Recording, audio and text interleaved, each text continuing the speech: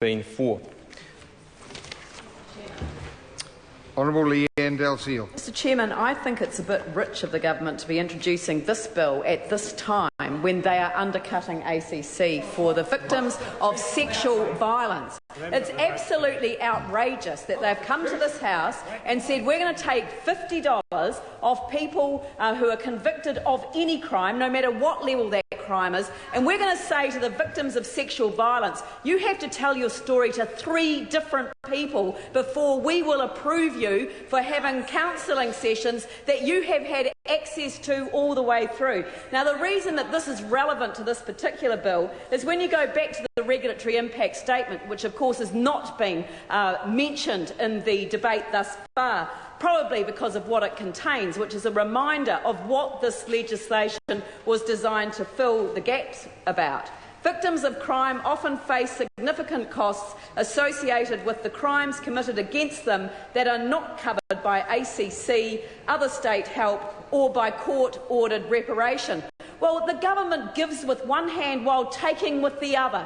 They've taken away the easy access to counselling services that people who have suffered the most horrific sexual violence crimes in this country by requiring them to meet a new standard. And I don't care how often Nick Smith stands in this House and says otherwise, but the rules are being applied, the new rules are being applied now, and they are that no longer will they just accept the word of the counsellor who has assessed them for the need that they have. They are now requiring them to prove that they have a mental injury in terms of the diagnostic manual, DSM-4, I think it is. I'm not sure exactly the particular phrase that's used in the new requirements. So on the one hand, they're saying that this is to fill the gap by costs associated with crimes committed against them that are not covered by ACC, and then all of a sudden we're having ACC cut to the extent that people are no longer able to access the support that they need.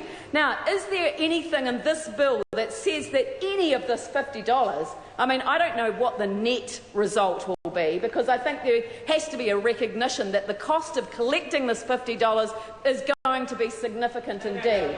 They don't know how much it is, and in fact, even the regulatory impact statement, which certainly wouldn't have got past me if I'd been the minister at that side, but what it must have got past, they've got a minister for regulatory reform now, but unfortunately all of the quality of the regulatory impact statements has actually gone down since he's had that role. But the point that I want to make is that there is nowhere in the regulatory impact statement where they actually indicate what the cost of recovering that amount will be as compared to the amount that they're going to be paying out. But who are they going to pay it out to? They're certainly not going to be paying it out to counsellors who are supporting people, partially supported now by ACC where they haven't been in before.